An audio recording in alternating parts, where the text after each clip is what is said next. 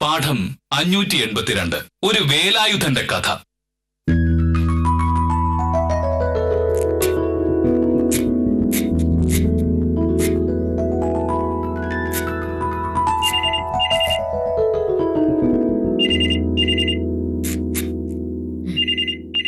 മോഹനേട്ടാ, phone ബെല്ലടിക്കുന്നത് കേൾക്കുന്നില്ലേ?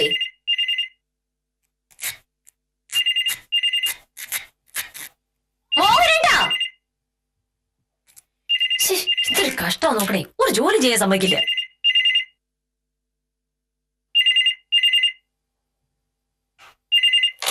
Hello, അതെ. നമസ്കാരം സാർ.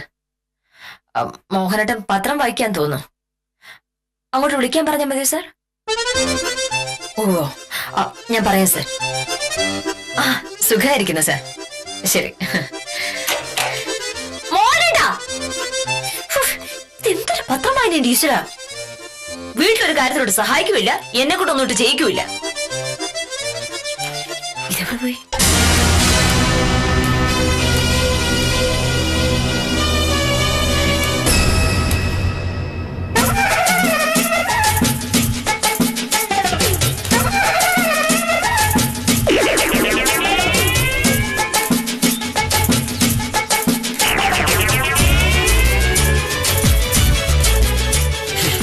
കോടിക്കണക്കിന് മനുഷ്യർ പട്ടിണി കിടക്കുന്ന ഒരു മഹാരാജ്യത്ത് പാവങ്ങൾക്ക് വേണ്ടി നിലകൊള്ളുന്ന സത്യസന്ധനായ ഒരു സർക്കാർ ഉദ്യോഗസ്ഥനെ അഴിമതിക്ക് പ്രേരിപ്പിക്കുന്നു. ഇതെങ്ങനെ വകവെച്ചു കൊടുക്കും? ഒരിക്കലും വകവയ്ക്കില്ല. ഇതെന്ത് ഭ്രാന്താണ് ടീച്ചറ? വില്യാഭസർക്കിന്റെ തലയ്ക്ക് വല്ല കുഴപ്പമുണ്ടോ? സമ്മതിക്കില്ല. എന്റെ ശരീരത്തിൽ ജീവന് തുടുപ്പുള്ളിടത്തോളം കാലം ഈ അന്യായത്തിന് ഞാൻ കൂടുതലില്ല. എനിക്കൊന്നും കേൾക്കണത് ഞാൻ പറഞ്ഞു. എനിക്ക് പോകൂ. കറൻസി നോട്ടിന്റെ തിളക്കത്തിൽ കണ്ണ് മഞ്ഞളിക്കുന്നവനല്ല ഞാനെന്ന് നാട്ടുകാരോട് മുഴുവൻ പറഞ്ഞേക്കൂ. മോനേട്ടാ, ഇതെന്താണ്? വട്ടായോ? തന്നെയാണ് ഇങ്ങോട്ട് ക്ഷണിച്ചത്. അടുക്കളയിൽ എനിക്ക് ജോലിയില്ലേ? ചെയ്യാനുള്ള ജോലികൾ സമയത്ത് ചെയ്തു തീർക്കാതെ ഒടുവിൽ ഞാൻ ആഫീസിൽ പോകാനായി ഇറങ്ങുമ്പോ മോഹനേട്ടാ ഒരു 5 മിനിറ്റ് എന്ന് പറഞ്ഞു വന്നാൽ എന്റെ സ്വഭാവം മാറും. അസത്യത്തിനും അന്യായത്തിനും ഞാൻ കൂടുതലില്ല. അരി വേഗം ഒരു 5 മിനിറ്റ് കൂടുതൽ എടുക്കുന്നതിൽ ഒരന്യായവും ഇല്ല. അത് മാത്രമല്ല, അടുക്കളയിൽ ഒരു കാര്യം ചെയ്യാനായിട്ട് സമ്മതിക്കുമില്ലല്ലോ. ആ ഫോൺ എടുക്കാൻ മോഹനേട്ടന് നേരമില്ല. അതിന് ഞാൻ തന്നെ വേണം. തഹസിൽദാർ വിളിച്ചിരുന്നു. മോഹനേട്ടോട് ഇന്നലെ പറഞ്ഞ കാര്യം മറക്കരുത് എന്ന് പറയാൻ പറഞ്ഞു. മോഹനേട്ട വലിയ പത്രവായനയിലാണെന്ന് കരുതി ഞാൻ പറഞ്ഞു തിരിച്ചു വിളിക്കാൻ പറയാന്ന്. ശരി, പറയാനുള്ളത് പറഞ്ഞല്ലോ. ഇനി നിനക്ക് അടുക്കളയിലുള്ള ജോലി പോയി ചെയ്തൂടെ? പോകൂ പോകൂ. ഇങ്ങനെ ഒരു അന്യായത്തിന് കൂട്ടു നിൽക്കേണ്ടി വരുന്നതിന് മുമ്പ് ഞാൻ എന്റെ ജോലി വലിച്ചറിയും. ഇത് സത്യം. നാട്ടുകാരെ സേവിക്കാൻ എനിക്ക് ഈ ജോലിയുടെ ആവശ്യമേ ഇല്ല. എന്താണ് സാറിന്റെ ഉദ്ദേശം? ഭീരുക്കൾ പലവട്ടം മരിക്കും, ഭീരന്മാർക്ക് ഒരു മരണമേ ഉള്ളൂ എന്ന് ജൂലിയസ് സീസർ പറഞ്ഞിട്ടുണ്ട്.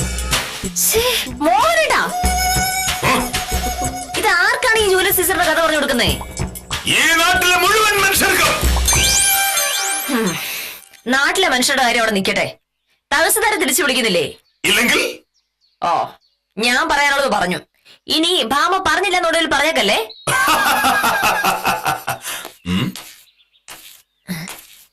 കഷ്ടം. മനുഷ്യന് വലിയ കാര്യങ്ങൾ ചെയ്യാൻ ഏകാഗ്രത വേണം. അത് നീ തരില്ല.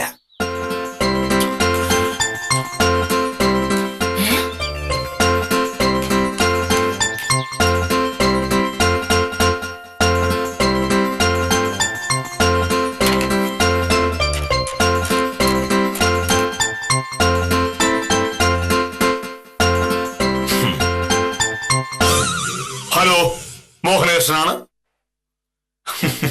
എന്തൊക്കെയുണ്ട് സാർ വിശേഷങ്ങൾ? അതെന്താ സാർ അങ്ങനെ പറയുന്നത്? മോഹനകൃഷ്ണൻ ഒരു കാര്യമേറ്റാൽ ഏറ്റതാണ് സാറിന് അറിയാലോ. ഇന്ന് വൈകുന്നേരത്തിനകം ഞാൻ പറഞ്ഞ വാക്ക് പാലിച്ചിരിക്കും. അത് വേണോ? ശരി. നാട്ടിലെ സാധാരണക്കാരിൽ സാധാരണക്കാരായ മനുഷ്യരുടെ കാര്യങ്ങൾ കൃത്യമായി അന്വേഷിക്കാനും അവരെ സഹായിക്കാനുമാണ് സർക്കാർ എന്നെ ഈ വേഷം കെട്ടിച്ചു വിട്ടിരിക്കുന്നത്. തന്നെ പോലുള്ള ഉദ്യോഗസ്ഥന്മാരുടെ ഭീഷണി കേട്ട് പിന്നോട്ട് പോകുന്നവനല്ല ഞാൻ ചെയ്യാൻ തീരുമാനിച്ചത് ഞാൻ ചെയ്തിരിക്കും. അതിന്റെ പേരിൽ എനിക്കെതിരെ നടപടിയെടുക്കാനാണ് സാറിന്റെ ഉദ്ദേശമെങ്കിൽ അതെനിക്ക് പുല്ലാണ്. ആവശ്യമില്ലാത്ത കാര്യങ്ങളിൽ ഇടപെടുന്നത് ആരായാലും ശരി അതിനെ സമ്മതിച്ചില്ല.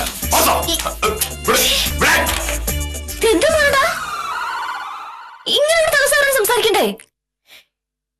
എന്താ പറ്റിയേ? തഹസിൽദാരോ? ഏത് തഹസിൽദാര്? മോഹനേട്ടാ ഇതെന്താ? എന്തെങ്കിലും പ്രശ്നമുണ്ടോ മോഹനേട്ടന്?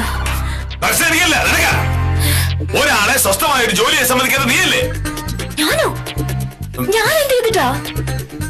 ഇന്നലെ വൈകിട്ട് പോലെ ഞാൻ ശ്രദ്ധിക്കാ. മോഹനേട്ടൻ എന്തോ പറ്റിയിട്ടുണ്ട്. കാര്യം എന്താ പറ മോഹനേട്ടാ. ദൈവത്തെ ഓർത്തന്നെ ഉപദ്രവിക്കാൻ നിന്ന് പോ. അല്ല വേണ്ട, ഞാൻ തന്നെ പോയിക്കാം. മനസ്സമാധാനം വേണ്ട എനിക്കാണല്ലോ. അല്ല വേണ്ട, ഇങ്ങോട്ടല്ലേ പോണ്ട്. ഇത് കാര്യമായിട്ട് തകരാറ് തന്നെയാ. എന്താ ചെയ്യാ? ഉത്തമ എന്തായാലും ഭാഗ്യായി. നമസ്കാരം വക്കീലേ. ആ സുരേന്ദ്രന്റെ കേസിന്റെ കാര്യം എന്തായെന്ന് അറിയാൻ വേണ്ടി വന്നതാ. ഇന്നലെ വിളിക്കാൻ വേണ്ടി പറഞ്ഞിരുന്നു. സുരേന്ദ്രന്റെ കേസല്ല ഉത്തമ പ്രശ്നം. മോഹനേട്ടൻ എന്തോ കുഴപ്പമുണ്ട്. കുഴപ്പോ? എന്തു കുഴപ്പം? ആകെപ്പാടെ ഒരു വല്ലായിക. എന്തൊക്കെയോ പറയുന്നു ചെയ്യുന്നു. എനിക്കൊന്നും മനസ്സിലാവുന്നില്ല. അതിപ്പോ മോഹനേഷ് സാർ പറയുന്നതൊന്നും സാധാരണ എനിക്ക് പോലും മനസ്സിലാവാറില്ലല്ലോ. അതൊരു പ്രശ്നമാണോ വക്കീലേ? ഇത് അതുപോലെ അല്ല ഉത്തമ. ഇന്നലെ ആഫീസിൽ നിന്ന് വന്നപ്പോ മുതൽ വല്ലാത്തൊരു മാറ്റമുണ്ട് മോഹനേട്ടന്. സാധാരണ വരുമ്പോ തന്നെ ചായ കുടിക്കുന്നതാ. ഇന്നലെ വന്ന പാടെ എന്നോട് മിണ്ടാന്ന് മുറി കയറി വാതിൽ അടച്ചു കളഞ്ഞു. ചായയുമായി ചെന്ന് വിളിച്ചപ്പോ എന്നോട് കുറെ വടക്കുണ്ടാക്കി. മനുഷ്യരെ കുറച്ച് മനസ്സമാധാനം വേണം, ശല്യപ്പെടുന്നത് നിനക്കൊന്ന് പൊയ്ക്കൂടെ എന്ന് ചോദിച്ചു. രാത്രി 8 മണി വരെ മുറിക്കകത്തിരുന്നു. ആഫീസിലെ എന്തോ ജോലിയായിരുന്നു പ്രശ്നം തോന്നുന്നുണ്ട്. 8 മണിക്ക് വാതിൽ തുറന്ന് ഇറങ്ങി വന്ന് നേരെ പോയി അത്താഴം കഴിച്ചു. വീണ്ടും മുറിക്കരി വാതിലടച്ചു. രാത്രി ഉറങ്ങാൻ നേരം എന്നോട് പറഞ്ഞു, നീ ഉറങ്ങിക്കോ, എനിക്ക് കുറച്ച് ജോലിയുണ്ടെന്ന്. ഞാൻ പോയി കിടന്ന് ഉറങ്ങുകയും ചെയ്തു. ഇടയ്ക്ക് ഉണർന്നു നോക്കിയപ്പോ അകത്തെ മുറി ലയിച്ചുണ്ടായിരുന്നു. അതാണ് വക്കീൽ ഇത്ര വലിയ കാര്യം.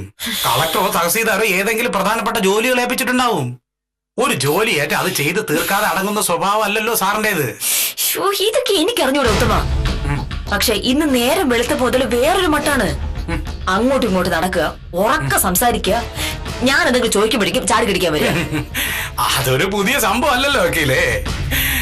ആരോട് സംസാരിക്കുമ്പോ സാറിന്റെ രീതി അതല്ലേ. എന്നോട് സംസാരിക്കുമ്പോഴായിരുന്ന കുഴപ്പമില്ലായിരുന്നു ഉത്തമ. ഇത് തഹസിൽദാരോട് തട്ടിക്കറി. തഹസീൽദാരോടാ? ആ, തഹസിൽദാരെ അങ്ങോട്ട് വിളിച്ച് എന്തൊക്കെയോ പറഞ്ഞു. മാന്യ മര്യാദക്കാരനുമായ സർക്കാർ ഉദ്യോഗസ്ഥനെ വഴിതെറ്റിക്കാൻ നോക്കുകയാണോ എന്നൊക്കെ ചോദിച്ചു. അങ്ങനെയാണെന്നുണ്ടെങ്കിൽ അത് പ്രശ്നമാണല്ലോ വക്കീലേ. കാര്യം തഹസീൽദാരോട് സാറിന് അത്രയ്ക്ക് ബഹുമാനമല്ലേ? അതുപോട്ട് സാറിപ്പോ എവിടെ ഉണ്ട്? എന്നോട് വഴക്കുണ്ടാക്കിട്ട് അകത്തെ മുറിലോട്ട് പോയിട്ടുണ്ട്. വാ, ഞാൻ കാണിച്ചു തരാം. ശരിടാ. എവിടെ? കാണുന്നില്ലല്ലോ. എവിടെ? ഇവിടെ ഉണ്ടായിരുന്നു. എവിടെ?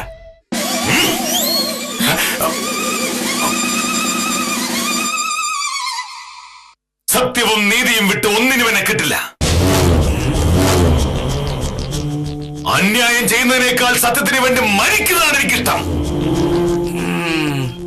കാരണം ഞാൻ സത്യസന്ധനായ ഒരു സർക്കാർ ഉദ്യോഗസ്ഥനാണ്.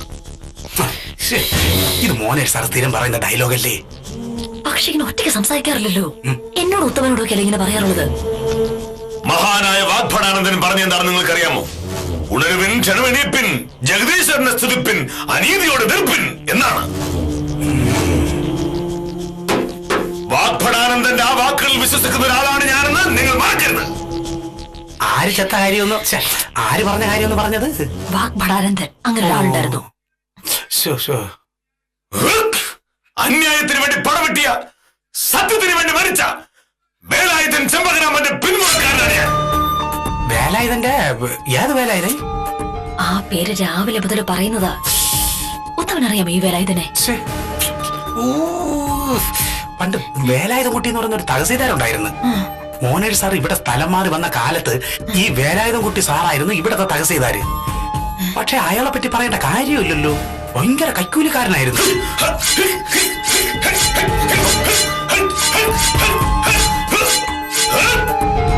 വേലായുധൻ ചെമ്പകരാമന്റെ ഓർമ്മകൾ ജീവിക്കുന്ന എനിക്ക് നിങ്ങളെ ഭയക്കേണ്ട കാര്യം എന്താണ്? ഇനിയിപ്പോ മോഹൻ സാറിന്റെ കുടുംബത്തിൽപ്പെട്ട ആരെങ്കിലും ആയിരിക്കും ഈ വേലായുധൻ? വക്കീലിന് അറിയാവുന്ന ആരുണ്ട് വേലായുധനായിട്ട്?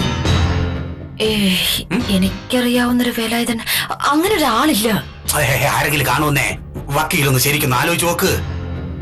ഉത്തരവാദിത്തങ്ങൾ എനിക്ക് ജീവനാണ്. നാട്ടിലെ ജനങ്ങൾക്ക് വേണ്ടി ഉണ്ണാതെ ഉറങ്ങാതെ ഞാൻ ജോലി ചെയ്യും. സത്യവും നീതിയും നടന്നു കാണാൻ എന്തൊക്കെ ത്യാഗങ്ങൾ സഹിക്കേണ്ടി വന്നാലും ഞാനത് കാര്യമാക്കില്ല. സംഭവം ഉറങ്ങാതെ ജോലി ചെയ്ത് സ്ഥിരബുദ്ധി പോയതാണ് കേട്ടാ. ഓഹോ, കടക്ക് പുറത്ത്. ഇനി ഒരു ഒത്തുതീർപ്പിന് ഞാൻ തയ്യാറല്ല. തഹസീൽദാറിലെ കളക്ടറായാലും എനിക്ക് പ്രശ്നമില്ല. കണ്ടെന്ന് തോന്നുന്നു. വക്കീൽ വാ വാ വാ വാ ഇങ്ങോട്ട്.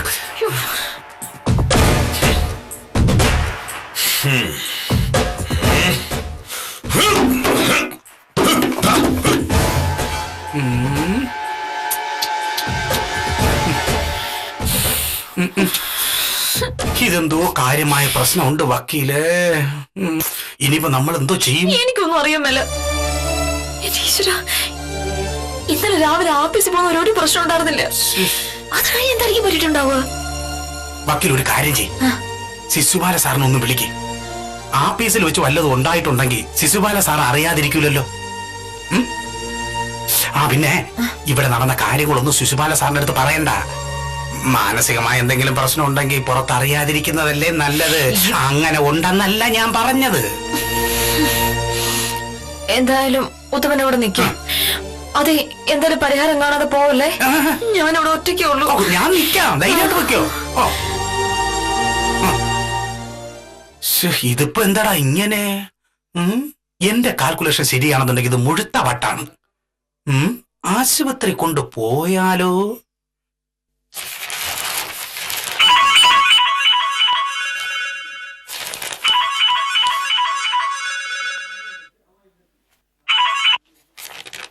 ഹലോ, ശിശുപാൽ ചേട്ടാ, ഞാനാ സത്യഭാമ.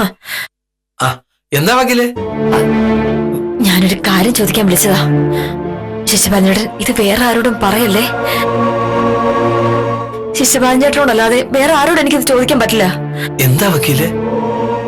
അതെ, ഇന്നലെ മോഹനയുടെ ആഫീസിലുള്ള പെരുമാറ്റം എങ്ങനെയായിരുന്നു? ആഫീസിലെ പെരുമാറ്റോ? ഇന്നലെ ആഫീസ് വെച്ച് സാധാരണ പോലെ അല്ലാത്ത സാറ് പെരുമാറുന്നത് ശിശുപാൽ ചേട്ടൻ കണ്ടോ? അല്ല, ഇന്നലെ ഇവിടെ വന്നപ്പോ മുതൽ സാധാരണ പോലെ അല്ല എന്നോട് സംസാരിക്കുന്നത്. ആഫീസിൽ എന്ത് വിഷമുണ്ടായതാണെന്നാണ് എന്റെ സംശയം. അതിപ്പോ അങ്ങനെ ചോദിച്ചാൽ ഒരു വേലായുധന്റെ കാര്യം വല്ലതും പറഞ്ഞോ? വേലായുധൻ പറഞ്ഞു. എന്താ പറഞ്ഞത്? ഒരു സർക്കാർ ഉദ്യോഗസ്ഥൻ എന്ന് പറഞ്ഞാൽ ഒട്ടും ചെറിയ കാര്യമല്ല എന്ന് നിങ്ങൾ മനസ്സിലാക്കണം. സർക്കാരിനും പൊതുജനങ്ങൾക്കും വേണ്ടി അഹോരാത്രം കഷ്ടപ്പെടുന്നവരാണ് സർക്കാർ ഉദ്യോഗസ്ഥന്മാർ. സത്യത്തിൽ നമുക്ക് നമ്മുടെ ജോലിയെ പറ്റി അഭിമാനം തോന്നണം. അല്ല, ഇതൊക്കെ ഇപ്പൊ പറയുന്നത് എന്തിനാ സാറേ? പറയേണ്ടി വരും. സത്യവും നീതിയും പാലിക്കുന്നതിനായി ജീവൻ പോലും ഉപേക്ഷിച്ച എത്രയോ പേരുടെ പിന്മുറക്കാരാണ് നമ്മൾ. വലിയ പ്രതിസന്ധികൾ വരുമ്പോൾ നമുക്ക് മനസ്സിലോർക്കാൻ വേലായുധൻ ചെമ്പകരാമനെ പോലുള്ള പൂർവികന്മാരും ഉണ്ട്. നമുക്ക് ഈ വേലായുധൻ എന്ന് പറഞ്ഞ ആരാ സാർ? സാറിന്റെ മുത്തച്ഛനാണോ? കഷ്ടം. അല്ല, പൂർവികർ എന്ന് പറഞ്ഞോണ്ട് ചോദിച്ചതാ.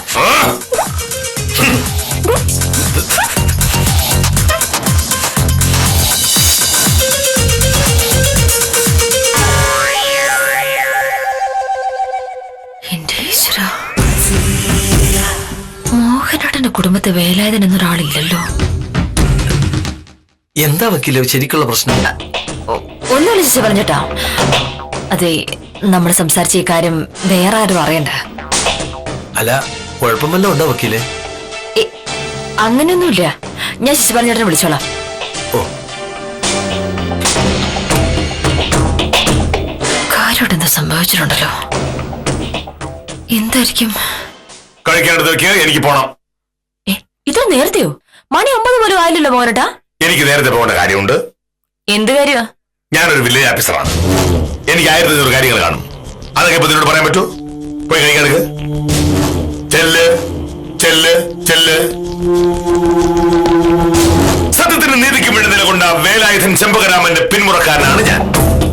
ആ എന്നെയാണ് അഴിമതിക്ക് പ്രേരിപ്പിക്കുന്നത്. അഴിമതിക്ക് പ്രേരിപ്പിക്കുന്നത്. ഇത് ഞാൻ വിചാരിച്ച പോലെ നിസ്സാരമല്ല.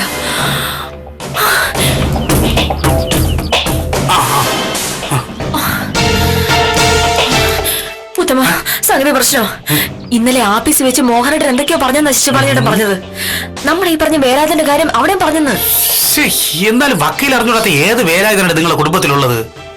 ഒന്ന് ശരിക്കും ആലോചിച്ച് നോക്കിയാണ് വക്കീല്. ഞാൻ ആലോചിക്കഞ്ഞിട്ടാണോ? അങ്ങനെ ഒരാൾ എന്റെ അറിവിൽ ആ കുടുംബത്തിലില്ല. ഇത് വേറെ ഏത് വേലായുധനാ? എനിക്ക് തോന്നുന്ന സാറിന് വട്ടായെന്നാ. അയ്യോ, വക്കീൽ ഉദ്ദേശിക്കുന്ന പോലത്തെ വട്ടല്ല. ഈ അമിതമായ ജോലി ചെയ്യുമ്പോ ചിലപ്പോ ഇങ്ങനെയൊക്കെ വരാല്ലോ. ഉറക്കൊഴിയുമ്പോഴും കഷ്ടപ്പാടുമൊക്കെ കൂടുമ്പോ ചിലപ്പോ ഇങ്ങനെയൊക്കെ വരാൻ വക്കീലേ.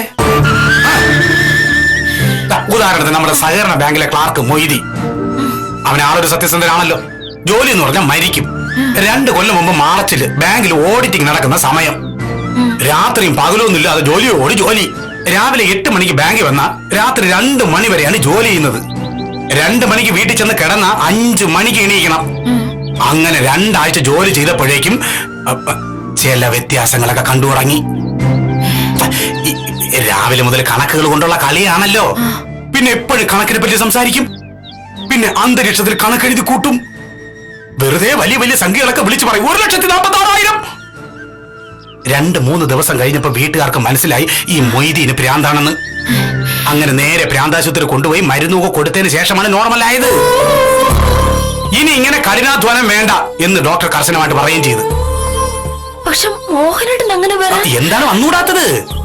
സാർ മൊയ്തീനെ പോലൊരു സത്യസന്ധനാണല്ലോ. കളക്ടറോ തഹസീൽദാരോ എന്തെങ്കിലും ഒരു ജോലി ഏൽപ്പിച്ചു കഴിഞ്ഞാൽ അതിന്റെ പിന്നാലെ നടക്കും.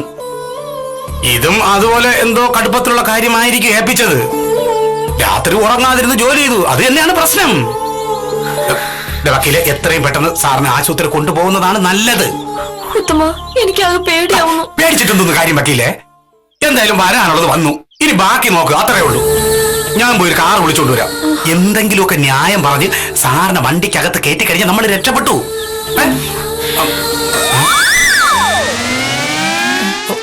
അതാരാ? അത് വായനശാലയുടെ സെക്രട്ടറിയാ, മൂന്ന് സാറ്. നമ്മുടെ സർക്കാർ സ്കൂളിൽ നിന്ന് റിട്ടയർ ആയ സാറല്ലേ? ഇദ്ദേഹം എന്തിനാ ഇപ്പൊ ഇങ്ങോട്ട് വരുന്നേ? വല്ല കൈവശാവകാശ സർട്ടിഫിക്കറ്റിന്റെ കാര്യം പറയാനായിരിക്കും. വക്കീലെ, അങ്ങനെയാണെന്നുണ്ടെങ്കിൽ മോഹനേട് സാറിനെ ഇപ്പൊ കാണാൻ സമ്മതിക്കരുത്. സാറ് പെരുമാറുന്നത് കാണുന്നതോടെ സാറിന് വട്ടാണെന്ന് മുകുന്ദ സാറിന് മനസ്സിലാവും. പിന്നെ കഥ നാട്ടി പരക്കാൻ ഒട്ടും സമയം വേണ്ട. ഒന്നാമത് മുകുന്ദ സാർ ഈ കഥയൊക്കെ എഴുതുന്ന ആളും കൂടെയാ. നമസ്കാരമുണ്ട് സാർ. സാറ് മോഹനേട് സാറിനെ കാണാൻ വന്നായിരിക്കും അല്ലേ? പക്ഷെ എന്ത് കാര്യത്തിനായിരുന്നു ഇപ്പൊ ഇവിടെ വന്നിട്ട് കാര്യമില്ല. നേരെ വില്ലേജ് ചെന്നാ മതി. എനിക്ക് മോഹനേഷനെ കാണുന്നത് വ്യക്തിപരമായ ഒരു ആവശ്യത്തിനാ. പക്ഷെ ഇപ്പൊ കാണാൻ പറ്റൂലല്ലോ അല്ലേ വക്കീലെ? സാറ് പിന്നെ ഈ കുളിക്കുന്നു. ഞാൻ വെയിറ്റ് ചെയ്യാം. പക്ഷെ അതുകൊണ്ട് എന്തോന്ന് കാര്യം, ഇന്ന് സാർ ഒന്നും പറയൂല അല്ലേ? ഇന്ന് വ്യാഴാഴ്ച സാറ് മൗനവ്രതമാണ്, ഒന്നും പറയൂല അല്ലേ വക്കീലെ? അങ്ങനെയല്ലേ? ഉത്തമനോട് ആര് പറഞ്ഞു? 1/2 മണിക്കൂർ മുമ്പ് മോഹനകൃഷ്ണൻ എന്നെ ഫോണിൽ വിളിച്ചാണല്ലോ. വായനശാലയുടെ വാർഷികത്തിന് കളിക്കാനുള്ള നാടകത്തിന്റെ ഡയലോഗ് എന്നോട് ഫോണിൽ പറഞ്ഞ് കേൾപ്പിക്കുകയും ചെയ്തു. എന്തായാലും മോഹനകൃഷ്ണനെ സമ്മതിക്കണം. ഇന്നലെയാ ഞാൻ നാടകം മോഹനകൃഷ്ണനെ ഏൽപ്പിച്ചത്. ഒറ്റ രാത്രി കൊണ്ട് ആ ഡയലോഗ് മുഴുവൻ പഠിക്കാന്ന് വെച്ചാ ചെറിയ കാര്യമാണോ? ഫോണിൽ മോഹനകൃഷ്ണൻ അത് പറഞ്ഞപ്പോ ഞാൻ അന്തം വിട്ടുപോയി. നേരിട്ട് കണ്ട് അഭിനന്ദിക്കാനാ വന്നത്. അല്ല, ഈ നാടകത്തിന്റെ കഥ എന്താ? അനീതിക്കെതിരെ പോരാടുന്ന ഒരു സർക്കാർ ഉദ്യോഗസ്ഥൻ. അയാളുടെ മേലധികാരികൾ അയാളെ തെറ്റ് ചെയ്യാൻ പ്രേരിപ്പിക്കുന്നു. പക്ഷെ അയാൾ വഴങ്ങുന്നില്ല.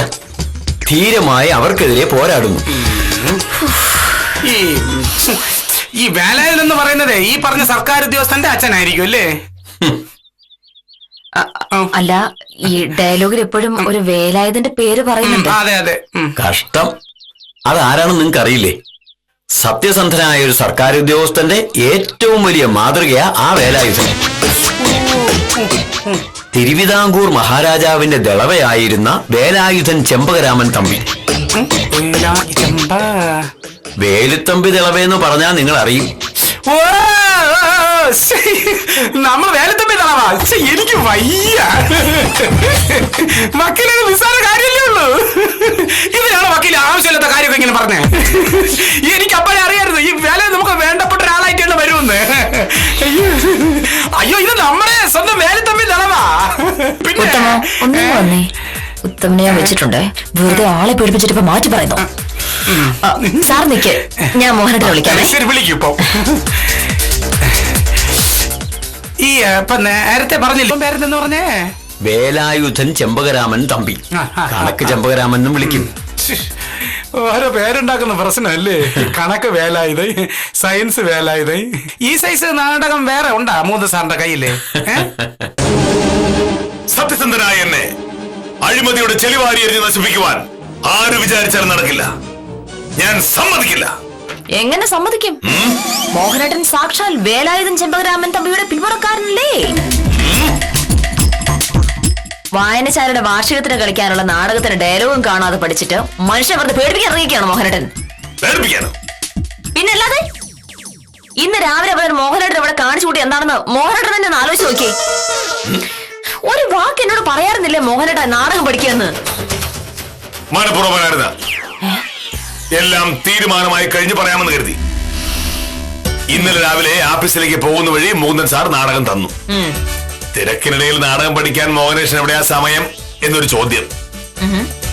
വേണമെങ്കിൽ മറ്റാരെങ്കിലും അഭിനയിപ്പിക്കാം എന്നും പറഞ്ഞു. അതോടെ നാടകത്തിലെ വേഷം പോകാതിരിക്കാൻ വില്ലേജ് ഓഫീസർ കച്ച കിട്ടി അങ്ങ് ഇറങ്ങി. ഇന്നലെ ഒറ്റ രാത്രി കൊണ്ട് നാടകം കാണാതെ പഠിച്ചു. ഇന്ന് രാവിലെ സ്വന്തം റിഹേഴ്സൽ. സത്യമായിട്ടും മോഹനയുടെ ഭ്രാന്തായി തന്നെ ഞാൻ കരുതത്. ആ, ഏതോ ഒരു വേലായുധന്റെ കാര്യം ഇങ്ങനെ പറഞ്ഞുകൊണ്ടിരുന്നത് അങ്ങനെ തോന്നില്ലേ മോഹനേട്ടാ? ശിശുപാലഞ്ഞേട്ടനെ ഞാൻ ഫോൺ വിളിക്കുകയും ചെയ്തു. അല്ല, ഭ്രാന്തെന്നൊന്നും പറഞ്ഞില്ല, ഏതോ പ്രശ്നമുണ്ടെന്ന് മാത്രമേ പറഞ്ഞുള്ളൂ. എല്ലാറ്റിനും കാരണം ആ ഉത്തമന മോഹനേട്ടാ.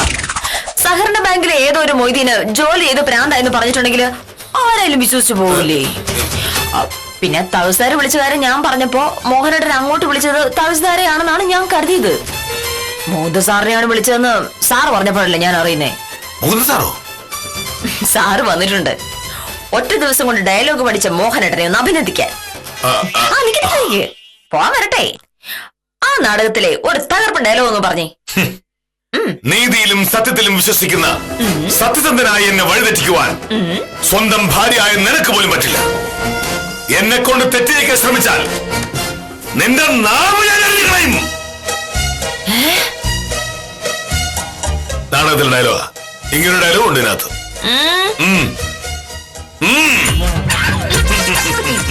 വില്ലേജ് ഓഫീസർ എണ്ണം പറഞ്ഞൊരു കലാകാരൻ കൂടിയാണ് എന്ന കാര്യം വക്കീൽ മറന്നുപോയതാണ് പ്രശ്നമായത്. കലയും ഭ്രാന്തും തമ്മിൽ നേരിയ വ്യത്യാസമേ ഉള്ളൂ എന്നും കല ചിലപ്പോൾ ഭ്രാന്ത് തന്നെയാണെന്നും ആളുകൾ പറയാറുണ്ട്. ഇവിടെ സംഭവിച്ചതും അത് തന്നെ. മോഹനകൃഷ്ണന്റെ നാടക ശ്രമങ്ങൾക്ക് ആശംസകൾ നേർന്നുകൊണ്ട് ഇന്നത്തേക്ക് വിടാം.